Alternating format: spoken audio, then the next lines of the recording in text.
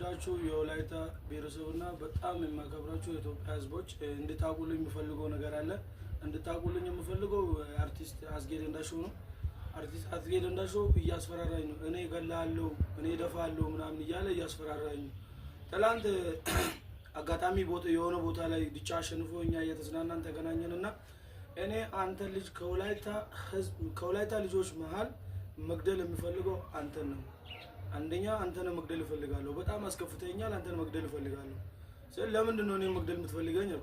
እንደዚህ እኔ ላይ ቪዲዮ ሰርተሃል ምናምን ስለኝ ያወራን እኔና እሱ ያወራን እኔ ልገል እፈልጋለሁ ምናምን ስለኝ አንተ የወላይታን ህዝብ ደጋግመህ በቅኔ ስለነካት ስለሰደብኳቸው እኔም አንተን አውርቻለሁ፣ ግን አልሰደብኩም። አውርቻለሁ እናቴ እንደዚህ አይደለችም እኛ ሰፈር አይደለችም የሚለውን አውርቻለሁ ብዬ እሱ ጋር አወራውና ውጪ ወጣው።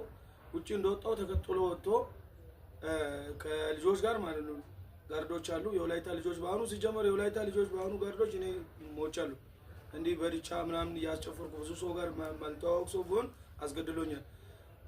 እሱ ራሱ በሽጉጥ እኔ እገላለሁ ማለቱ ብቻ ይቅርና እዛ በቆሙ በጋርዶች እሱን ሊያስመታኝ ነው የፈለገው። ልጁን ይሄን ልጅ እንዳትለቁት ምናምን እያለ ነበር ጋርዱ። ከዛ እኔን አስፈራርቶኝ ግብግብ እዛ ሽጉጥ አውጥቶ ልጆች ሁሉ መጥቶ ጋርድ እንዲህ መሀል ላይ ገብቶ ማታ ደግሞ ላይ ብላይ ውሸት ነው ይሄ ነገር ምናምን እያልክ የምታወራው አንተም ሲጀመር አንተ ችግር የለም። በእኔ ነብስ ላይ አሁን የሆነ ነገር ጭረት እንደዚህ ከመጣ አስጌ እንዳስደረገው ወቁ። ይሄን ለመንገር ነው የመጣሁት። አመሰግናለሁ።